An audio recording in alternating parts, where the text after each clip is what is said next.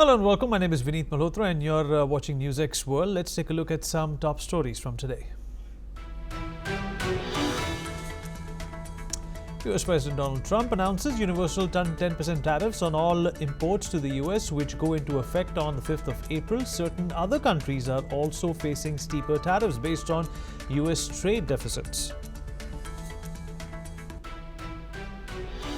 Leaders from across the globe widely expressed growing concerns over Trump's recently implemented tariffs. Those who publicly share their objections include China, the European Commission chief, Italy, and Canada. And Myanmar's earthquake death toll climbs beyond 3,000 as hospitals overflow and medicine shortages alarm some relief groups. Meanwhile, isolated military junta leader may strengthen legitimacy for the seized government by attending a Thai summit. United States airstrikes continue against Yemen's Houthis in the Saada region of Yemen. The Iran-backed group states that over 20 pre-dawn strikes this morning reportedly claim at least one fatality in the area. Washington has not responded to these accusations. In a visit to Brussels, U.S. Secretary of State Marco Rubio dismisses speculation that the United States will leave NATO ahead of his first meeting with the foreign ministers in Brussels. He also insists that other NATO countries must commit to spending 5% of GDP on defense. Hungary declares its intention to exit the International Criminal Court as the nation greets fugitive Benjamin Netanyahu. The Israeli Prime Minister arrived in Budapest on European soil for the first time since the arrest warrant was issued. The Israeli Defense Force reports it is investigating an Israeli strike that claimed 15 emergency workers in the Gaza Strip. The Israeli military indicates its troops fired on the ambulances because those vehicles appeared to move suspiciously. Israeli military aircraft strike Damascus and Hama, say the official Israeli army and local media.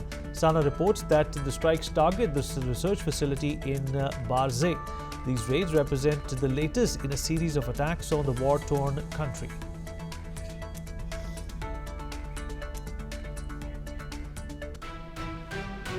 Alright, starting with the top story, overnight strikes by Israel has killed at least 55 people across the Gaza Strip.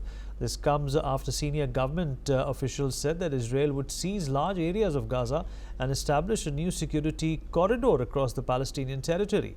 Israel has even vowed to escalate the nearly 18-month war with Hamas until Hamas returns dozens of remaining hostages, disarms and leaves the territory. Israel has imposed a month-long halt on all imports of food, fuel and humanitarian aid that has left civilians facing acute shortages as supplies dwindle. Prime Minister Netanyahu has referred to the new security axis as the Morak corridor. He said it would be a second Philadelphia corridor, referring to the Gaza side of the border with Egypt further south, which has been under Israeli control since last May. Let's in fact listen in what he had to say. לילה ברצועת עזה העברנו הילוך. צה"ל תופס שטחים, מכה במחבלים, הורס את התשתיות, ואנחנו עושים דבר נוסף. אנחנו תופסים את ציר מורג. זאת תהיה הפילדלפי השנייה, ציר פילדלפי הנוסף. משום שאנחנו עכשיו מבטרים את הרצועה, ואנחנו מוסיפים את הלחץ צעד אחר צעד, כדי שיתנו לנו את חטופינו. וככל שלא ייתנו, כך הלחץ יגבר. Meanwhile, Hungary's government has decided to withdraw from the International Criminal Court shortly after PM Benjamin Netanyahu arrived in the country for a state visit. Following this, Prime Minister Netanyahu welcomed Hungary's decision to leave the ICC as he visited Budapest despite the ICC warrant against him. All right, Ibrahim Shalev, lawyer and researcher, is joining us on the program. Ibrahim, appreciate you taking out the time and speaking with us. Obviously, another turn here in terms of the Israeli assault on Hamas. It has been, very vividly clear that there has been an expectation from Israel that these hostages ought to be released, and that's exactly what was also decided in the terms of the ceasefire. But Hamas once again pulling out of their own promises, like they've done in the past as well.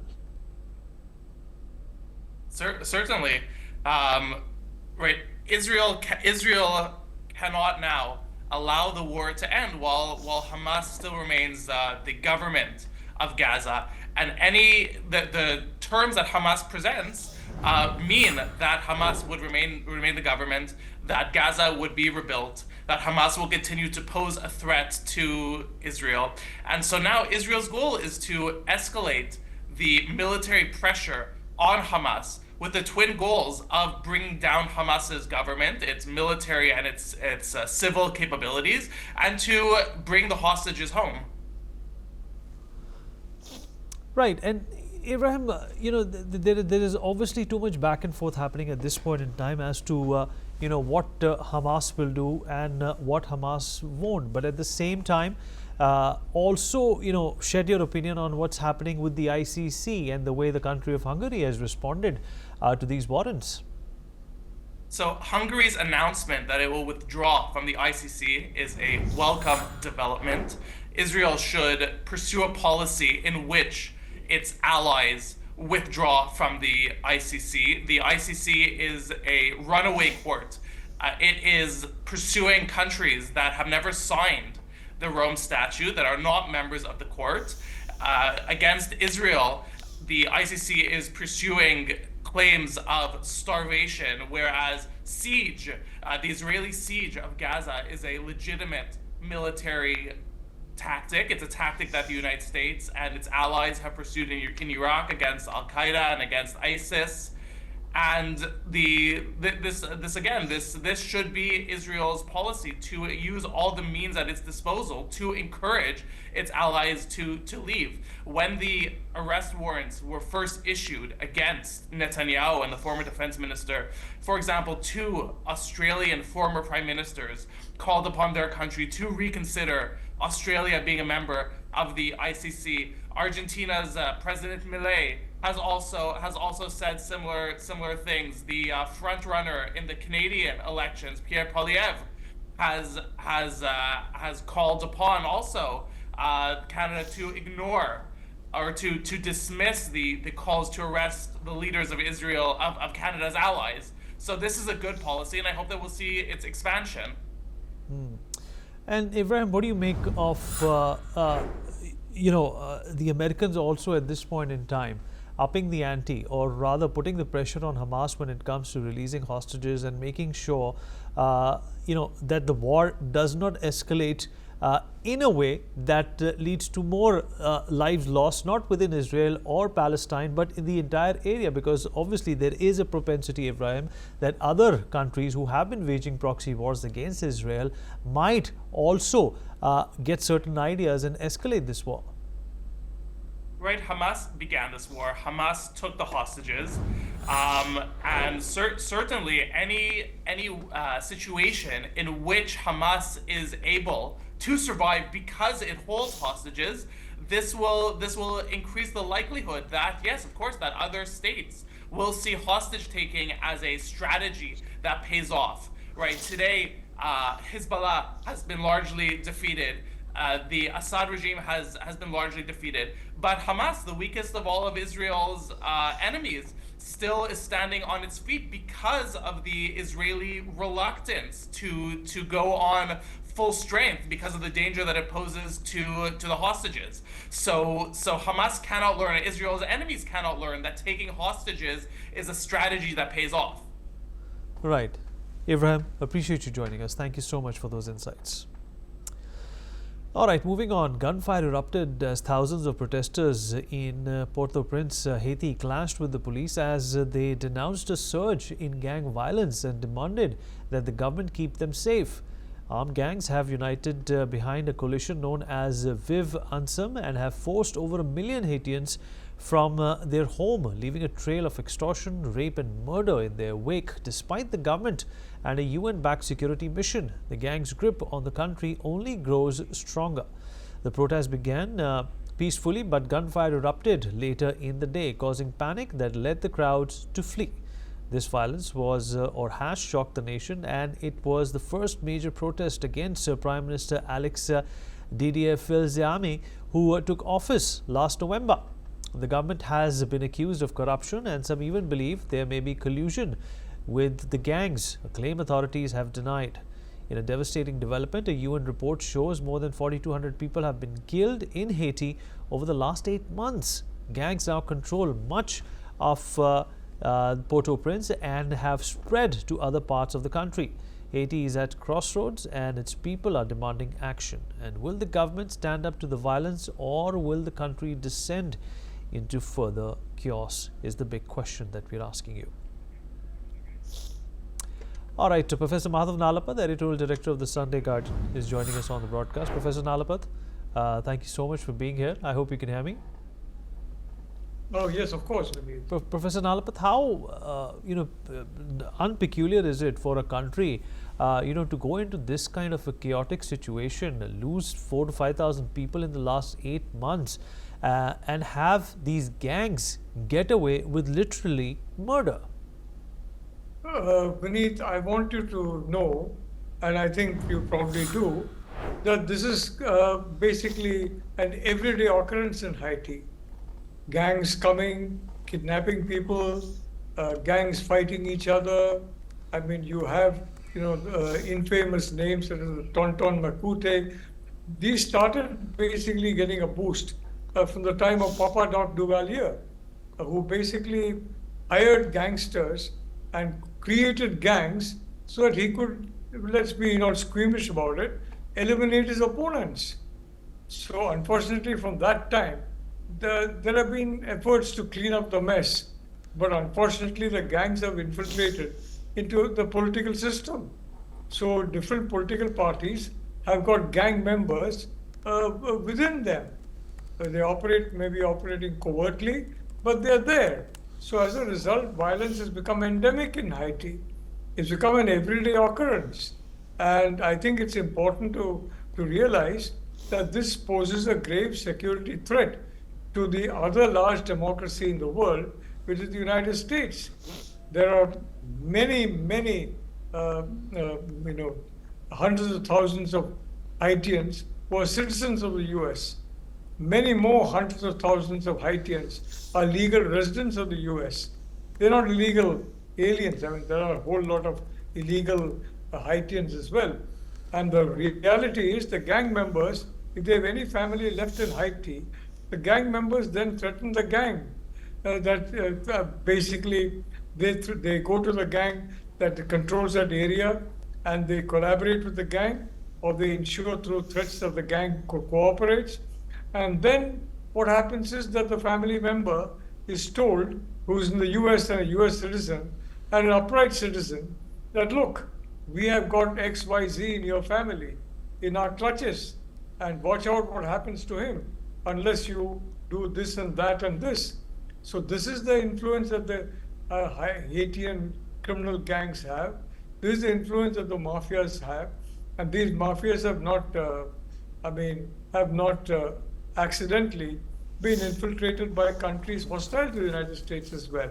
So it's a grave security threat to the US in particular. And I think it's important to understand, Vineet, that it can pose security threat to other parts of the world as well. If the citizens, some of the citizens are forced to commit certain actions that they would not otherwise do for fear of retribution to the family members. And there are very few cases where entire families have been able to be shifted to the United States. Most individuals have families there, and many of them are still in contact with the families. So this is a terrible situation to be in. It's a grave security threat, and I'm sorry to say, Vineet, that we are talking in tones of surprise about Haitian violence. The reality is it's become an everyday occurrence now, and that's why the citizens are finally protesting, and that's where the answer lies. The answer lies in funding citizens' movements against the gangs, and frankly, ensuring that squads of citizens take basically, action against the gangs. And I think that needs to happen. And the only way to do that is by ensuring that. We saw that in Kashmir, where frankly a large number of Kashmiris were disgusted at the approach of these people sent from Pakistan. And they said nothing to it. We're not going to support this anymore. And frankly, I mean, by divine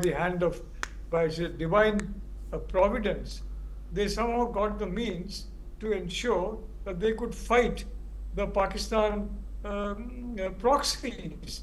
And that fight, that intra-Kashmiri fight, basically was decisive in breaking the back of the Kashmir effort at creating separation and insurgency in Kashmir, effort from across the border. Thank you. Right, Professor Nalapat, one more question, sir, before we let you go. Obviously, Sure. you were right about Haiti and the Dominican Republic and Cuba, always facing these problems. But when we look at what's happening in Haiti, there was something similar which happened in Cuba as well, about a few decades ago, and there was this huge influx of criminals, moving into Florida, which the Americans could not stop. With the Trump government, having an iron claw on immigration, do you think such a problem could be avoided by the Americans because they have Donald Trump on the helm of affairs? Well, I'm very sure that any person who tries to apply as a lawful resident will have a thorough check of friends, family, internet searches, etc., travel history and all that. And there will definitely be an identification of suspicious elements who will definitely be prevented from landing in the United States. There is no doubt that it's an important point that you're raising. And these boat people did come across the Mariel boat and all that in Cuba. But the reality of the situation is that in Cuba, it's time for the Communist Party to say quits. It's long past time. And I think it's quite likely there'll be a popular movement against the Communist Party unless the Communist Party reads the tea leaves properly, and then they make ground for themselves. Because frankly, living so close to the United States, Haiti and Cuba, it can be a tremendous asset. And the United States is a great asset in Cuban Americans who fled communism. There were a few elements there who were communist. Hopefully they changed their minds or they were caught. But the reality is the overwhelming majority were staunch Cubans who were totally anti-communist, and they have proved to be a great, great asset to the United States and occupying some of the highest positions in the United States, Vineet. All right, Professor Nalapat, appreciate you joining us, sir. Thank you so much. Well, all the leaders from the 7-member BIMSTEC grouping, namely Bangladesh, Bhutan, India, Myanmar, Nepal, Sri Lanka and Thailand, are expected to attend the Bangkok summit. Host country Thailand has proposed that the leaders issue a joint statement on the impact of the disaster when they meet on Friday, a week from the day the quake struck. A moment of silence was also observed, keeping in mind the victims of the tragedy. The head of Myanmar's junta arrived in Bangkok on Thursday for the regional summit as the death toll from his country's devastating earthquake passed 3,000, with 341 people still missing and 4,715 injured. Bangkok, and hundreds of kilometers from the epicenter of the quake, also suffered isolated damage. The death toll in the city has risen to 22, with more than 70 still unaccounted for at the site of a building collapse. Well, the Indian Prime Minister Modi arrived in Bangkok for the summit, as did Bangladeshi leader Mohammad Yunus, with reports have widely speculating that the pair will meet. Prime Minister Modi has also was presented with a revered compilation of Lord Buddha's teachings called The World Tipitaka by Thai Prime Minister Petongran Shinawatra. Let's take a look at what the Indian Prime Minister said about the summit. Friends, कल BIMSTEC summit में भाग लेने के लिए मैं उत्सुक हूं। Thailand की अध्यक्षता में इस फोरम के अंतर्गत क्षेत्रीय सहयोग को नई गति मिली है। इसके लिए हम प्रधानमंत्री और उनकी टीम का अभिनंदन करते हैं। एक्सेलेंसी, एक बार फिर स्वागत और सम्मान के लिए मैं आपका धन्यवाद करता हूं और त्रिपिटक की भेंट के लिए आपका विशेष रूप से आभार प्रकट करता हूं। बहुत बहुत धन्यवाद। खाप खून खाप। All right, the Bay of Bengal Initiative for Multi-Sectoral Technical and Economic Cooperation, or BIMSTEC, is an international organization of 7 South Asian and Southeast Asian nations, housing 1.73 billion people and having a combined gross domestic product of 5.2 trillion US dollars.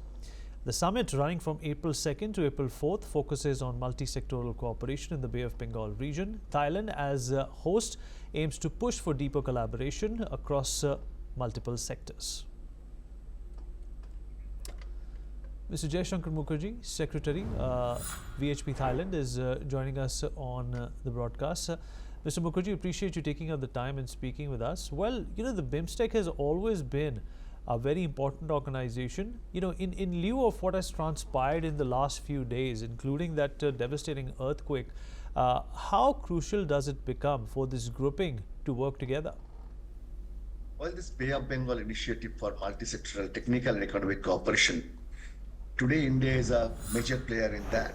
And this visit of PM Modi is really very, very essential towards a new friendship between India and Thailand.